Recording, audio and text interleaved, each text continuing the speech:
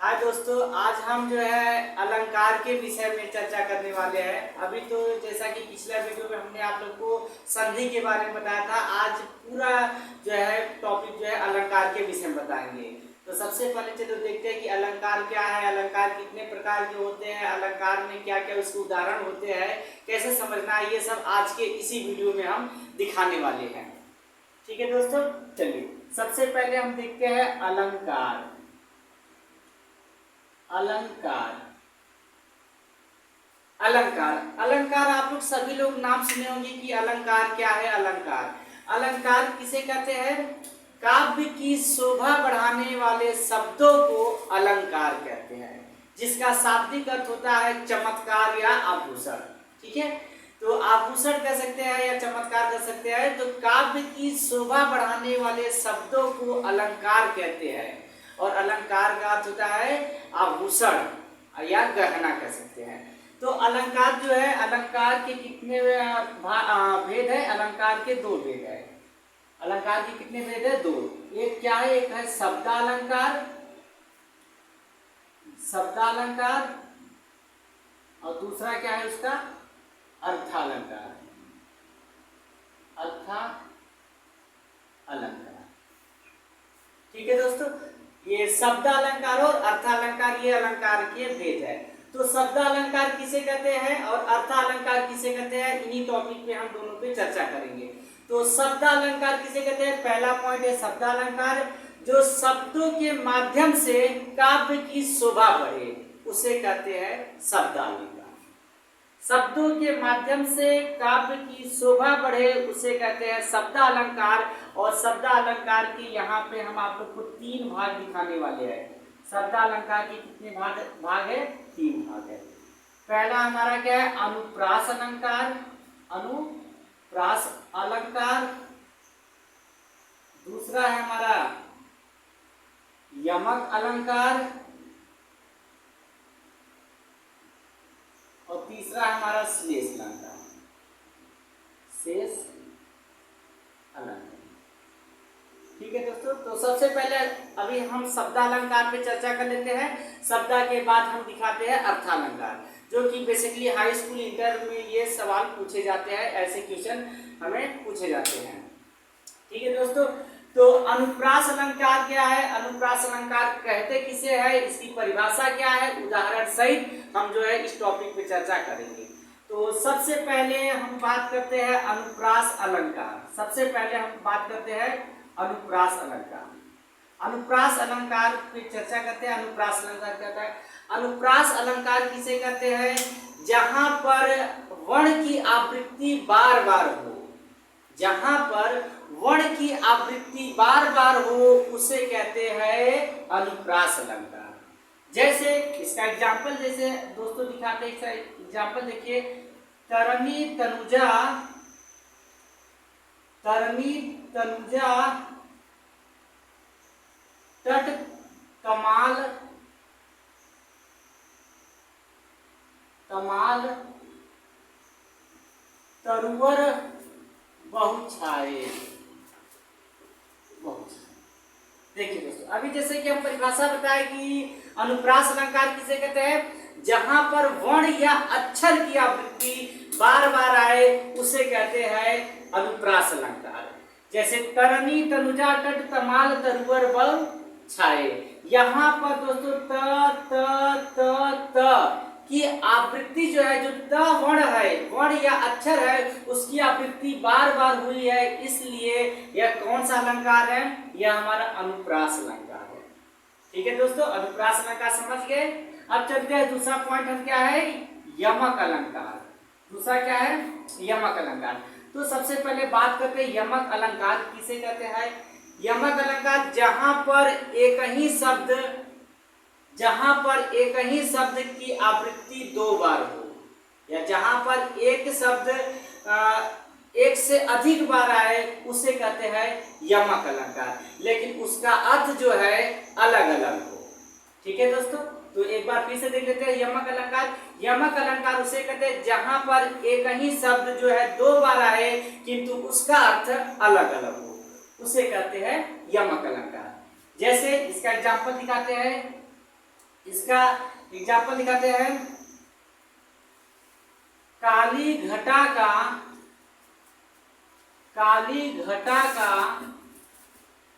घमंड घटा, काली घटा का घमंड घटा। ठीक है दोस्तों, काली घटा का घमंड घटा। तो यहाँ पर जो है घटा शब्द कितनी बार आया है? 2 बार आया है। एक घटा का अर्थ होता है हमारा बादल, और एक घटा का अर्थ होता है घटना या कम होना। तो कहने का मतलब इसके उदाहरण में ही इसका परिभाषा छिपा है कि जहाँ एक ही शब्द जो है 2 या 2 से अधिक बार आए किंतु उनका अर्थ जो है अलग अलग हो, उसे कहते हैं यमक अलंकार। ठीक है दोस्तों, तो अभी हमने 2 अलंकार पे चर्चा कर चुके हैं, अनुप्रास अलंकार और यमक अलंकार। अब तीसरा अलंकार, एक और इसका एग्जाम्पल है, आप लोग को दिखाना चाहता हूं। एक एग्जाम्पल इसका है, कनक कनक ते 100 गुनी, कनक कनक ते 100 गुनी, 100 गुनी मादकता अधिकाय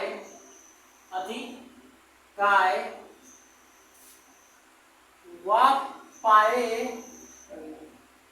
वा खाए बौराए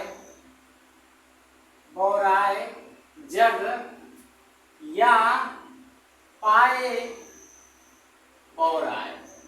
ठीक है दोस्तों, तो कनक कनक ते 100 गुनी मादकता अधिकाय वा खाए बौराए जग या पाए बौराए।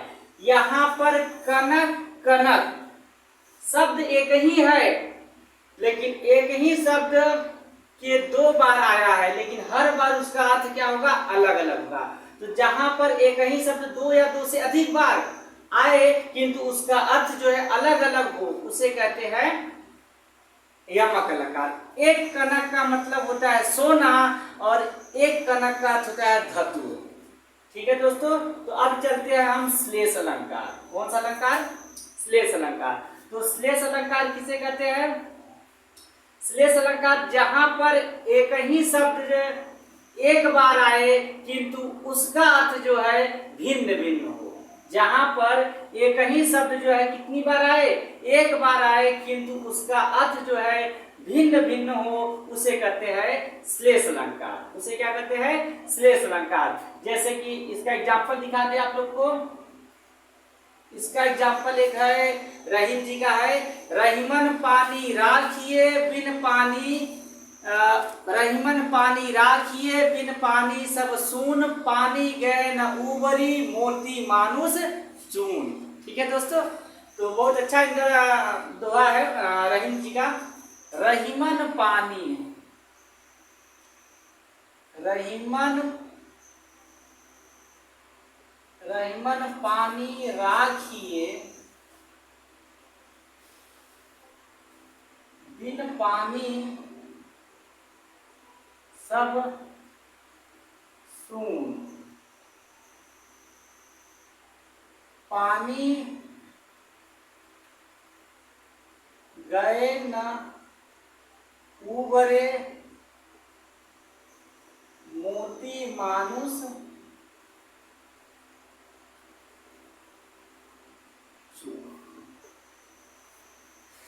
श्लेष अलंकार। श्लेष अलंकार उसे कहते हैं जहां पर एक ही शब्द एक बार आए, एक ही शब्द एक या एक से अधिक बार आए, लेकिन उसका अर्थ जो है अलग अलग आए, उसे कहते हैं श्लेष अलंकार। उसे क्या कहते हैं? श्लेष अलंकार। जैसे एग्जाम्पल में, रहीमन पानी राखिए बिन पानी सब सून, पानी गए न उबरे मोती मानुष चून। तो इसमें क्या हुआ? इसमें पानी शब्द जो है, यहाँ पे पानी शब्द के यहाँ पे 3 अर्थ है।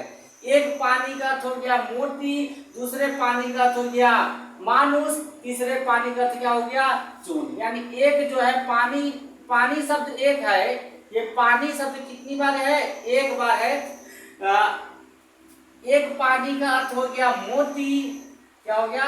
मोती। और एक पानी का अर्थ हो गया मानुष, और दूसरे पानी का अर्थ क्या हो गया? चून। दूसरे पानी का अर्थ क्या हो गया? चून। ठीक है। तो कई लोग दोस्तों इसका जो एग्जाम्पल जो लेते हैं यहाँ से लेते हैं, बस पानी गए न उबरे मोती मानुष चुन। तो ये भी हमारा जो है बेसिकली ये भी सही है, क्योंकि पानी शब्द की जो आवृत्ति है या पानी शब्द जो आया है एक बार आया है, लेकिन इसी पानी का अर्थ जो है कितनी बार है, 3 बार है। इसी पानी का अर्थ कितनी बार है, 3 बार है। जैसे एक पानी का हो गया मोती, यानी जो मोती या आभूषणों पे जो पानी सुनार लोग चढ़ाते हैं, एक पानी का वो हो गया। दूसरा हो गया मानुष। मानुष का मतलब होता है कि मानुष का मतलब होता है जैसे एक चोर चोरी करते समय पकड़ा जाता है तो लोग कहते हैं ना कि इसका पानी पानी हो गया, तो मतलब उसकी चोरी जो है स्पष्ट रूप से पकड़ी जा चुकी है, अब ये बच नहीं सकता। और एक पानी जो है चून, चून का यहाँ पे अर्थ जो था, जो चूने में पानी मिलाते हैं जिससे जो है वो चूना जो है खाने योग्य या पोतने योग्य हो जाता है, तो एक चूने का पानी होता है, ये चूने का पानी कह सकते हैं। ठीक है दोस्तों, तो ये हमारा क्या था, शब्दालंकार। शब्दालंकार कॉमन तरीके से बता दें, शब्दालंकार की हम यहाँ पे 3 भेद बताया है, अनुप्रास, यमक और श्लेष। तो अनुप्रास अलंकार किसे कहते हैं, एक बार देखते हैं। जहां पर एक ही वर्ण या अक्षर की आवृत्ति बार बार हो उसे क्या कहते हैं, अनुप्रास अलंकार कहते हैं। यमक अलंकार किसे कहते हैं, जहां पर एक ही शब्द 2 या 2 से अधिक बार आए उसे क्या कहते हैं, उसे हम यमक अलंकार कहते हैं। श्लेष अलंकार किसे कहते हैं, श्लेष अलंकार जहां पर एक ही शब्द एक बार आए, जहां पर एक ही शब्द एक बार आए, एक ही शब्द कितनी बार आए, एक बार आए, लेकिन उसके अर्थ जो है अलग अलग हो, उसे क्या कहते हैं, उसे श्लेष अलंकार कहते हैं। हमने आप लोग को जो एग्जांपल दिखा दिया, अनुप्रास अलंकार ये तरनी तनुजा कट कमाल तरुवर बहु छाए, यहाँ पे जो त त त त की आवृत्ति बार बार हुई, इसलिए कौन सा अलंकार हो गया, इसलिए इसे हम कहते हैं अनुप्रास अलंकार। उसके बाद जो है यमक अलंकार का परिभाषा हमने आपको दिखा दिया, काली घटा का घमंड घटा, जहां पर 2 या 2 से अधिक बार शब्द आए लेकिन उसका अर्थ जो है अलग अलग हो। काली घटा का घमंड घटा, एक घटना का मतलब हो गया बादल और एक घटना का हो गया कम होना। एक और इसका एग्जाम्पल दिखाया है, कनक कनक के शौकनी मादकता अधिकाय, वह खाए बोराय जग या पाए बौराए। तो यहाँ पे जो कनक कनक जो शब्द है ये 2 बार आया है, लेकिन इसका जो अर्थ है ये अलग अलग है। एक कनक का मतलब सोना, दूसरे कनक का मतलब हो गया धतूर। और तीसरा जो है हमारा श्लेष अलंकार, यहाँ पे हम यहाँ से भी हम इसको मान सकते हैं, इसका जो एग्जाम्पल है हम यहाँ से भी लिख सकते हैं। ये दूसरी लाइन हम दिख रहा है, पानी गए न उबरे मोती मानुष चुन, यानी पानी शब्द की आवृत्ति एक बार हुई है, पानी शब्द की आवृत्ति एक बार हुई है, लेकिन इसका अर्थ जो है 3 अर्थ आया, एक मोती, एक मानुष और एक चुन। तो ठीक है दोस्तों, अगर अब जो है शब्दालंकार में कोई डाउट नहीं है, अब हम चलते हैं अर्थालंकार की ओर। हाँ दोस्तों, अभी तो हमने जो है बता चुके हैं कि शब्दालंकार, अब चलते हैं अर्थालंकार। तो अर्थालंकार किसे कहते हैं, जहां पर अर्थों के माध्यम से उस शब्द का चमत्कार हो उसे कहते हैं अर्थालंकार। मतलब जिस अलंकार में अर्थों के माध्यम से चमत्कार हो उसे अर्थालंकार है। जैसे पिछली बार हम पढ़े थे शब्दालंकार, जहाँ पे शब्दों के माध्यम से अर्थ का चमत्कार हो उसे शब्दालंकार। तो यहाँ पे अर्थों के माध्यम से जो चमत्कार उत्पन्न हो उसे अर्थालंकार कहते हैं। तो अर्थालंकार के भी हम यहाँ पे 3 भेद दिखाते हैं, जैसे कि शब्दा में 3 दिखाए थे, वैसे यहाँ पर भी हम जो है अर्था में भी इसका क्या दिखाएंगे, 3 भेद दिखाएंगे। ठीक है, चलो। तो एक हमारा क्या है, उपमा अलंकार। कौन सा है, उपमा अलंकार। दूसरा कौन सा है, रूपक। और तीसरा क्या है, उत्प्रेक्षा अलंकार। ठीक है दोस्तों, अब चर्चा करते हैं उपमा अलंकार क्या होता है। ठीक है, उपमा अलंकार किसे कहते हैं, जहां पर उपमेय में उपमान की तुलना की जाए, जहां पर उपमेय में उपमान की क्या की जाए, तुलना की जाए। क्या की जाए, तुलना की जाए, तुलना की जाए, उसे क्या कहते हैं, उसे उपमा अलंकार कहते हैं। ठीक है दोस्तों, उपमा अलंकार किसे कहते हैं, जहां पर उपमेय में उपमान की तुलना की जाए उसे कहते हैं उपमा अलंकार। ठीक है, इसका जैसे एग्जाम्पल दिखाते हैं, एग्जाम्पल इसका एग्जाम्पल देखिए, जैसे पीपर पात सरिस मंडोला, पीपर पात सरिस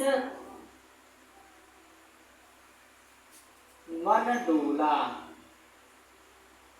पीपर पात सरिस मन डोला। यहाँ पर जो है पीपर और पात यानी पीपर की जो है तुलना पत्तों से जो है मन से की जा रही है, तो इसलिए यह कौन सा अलंकार होगा, यह उपमा अलंकार होगा।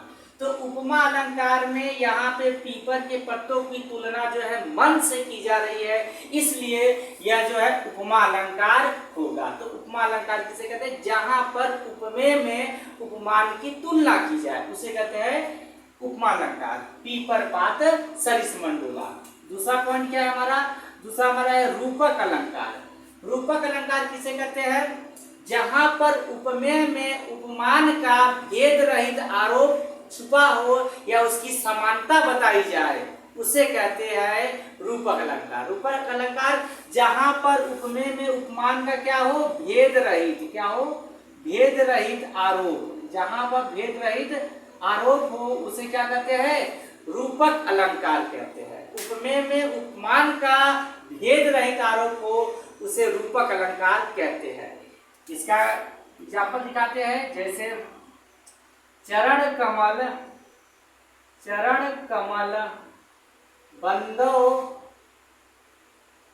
बंदो हरि राई, चरण कमल बंदो हरि राई।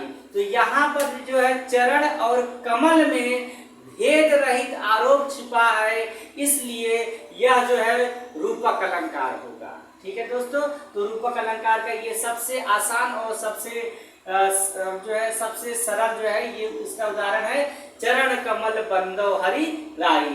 अब तीसरा पॉइंट पे हम चर्चा करते हैं, तीसरा क्या हमारा, तीसरा कौन सा अलंकार है, उत्प्रेक्षा। उत्प्रेक्षा अलंकार।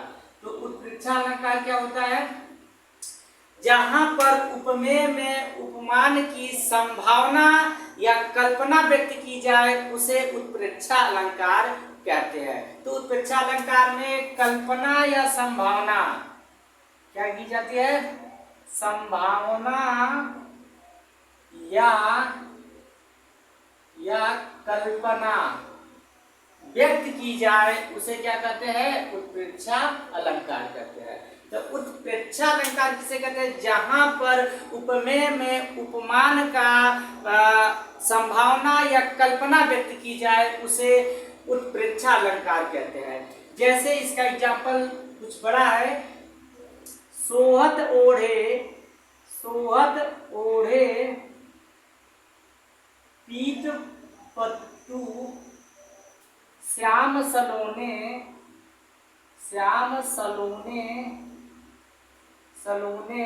गात मनो नील मणि शैल पर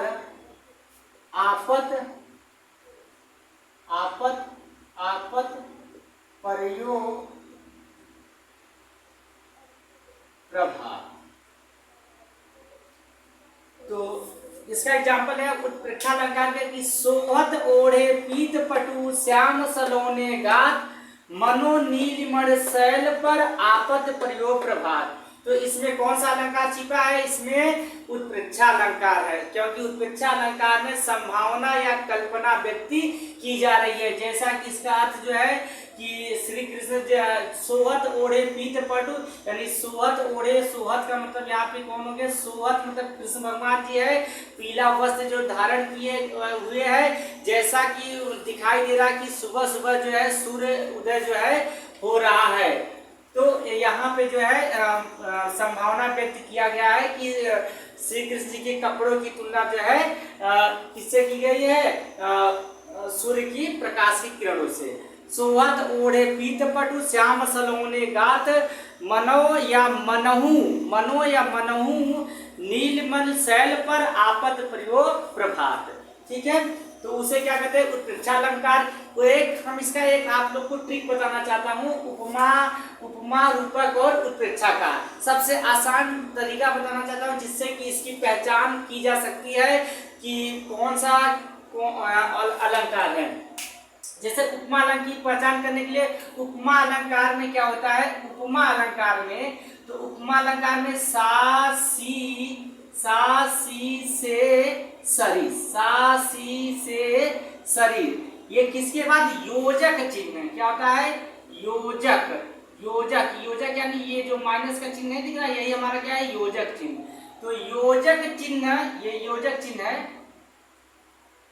यदि योजक चिन्ह के बाद, इस योजक चिन्ह के बाद सा सी से सरिस, अगर यही चार हमारे जो है अक्षर, ये सा सी से सरिस ये शब्द है, अगर ये योजक चिन्ह के बाद आ जाए किसी भी हमारे उदाहरण में, तो हम वहां पे पहचान लेते हैं कि वह कौन सा अलंकार होता है, वह हमारा उपमा अलंकार होता है। जैसे यहाँ पर देखिए उपमा अलंकार में क्या आया हुआ है? सरिस आया हुआ है, और किसके? योजक चिन्ह के बाद। तो जिस अलंकार में योजक चिन्ह के बाद सा सी से सरिस आ जाए, सा सी से सरिस आ जाए, उसे हम क्या कहते हैं? उपमा अलंकार। उसे क्या कहते हैं? उपमा अलंकार। इसी प्रकार रूपक अलंकार को पहचान करने के लिए क्या करते हैं? तो रूपक अलंकार में ये योजक चिन्ह में, ये योजक चिन्ह,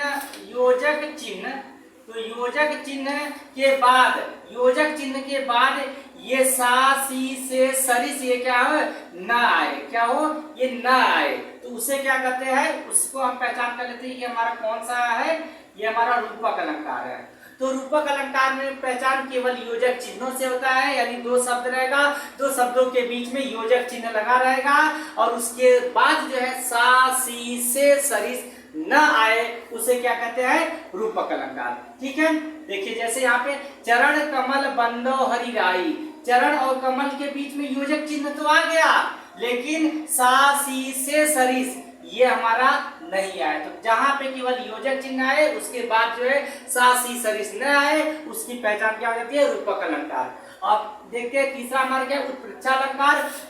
उत्प्रेक्षा अलंकार कैसे पहचाना जाता है? उत्प्रेक्षा अलंकार में जो है ये कुछ शब्द है, जैसे मनु, जनु, मानु,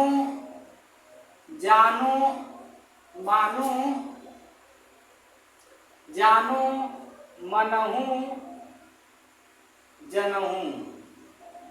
ठीक है दोस्तों, तो ये उसका उत्प्रेक्षा का, तो उत्प्रेक्षा का अलंकार को पहचान करने के लिए क्या करेंगे?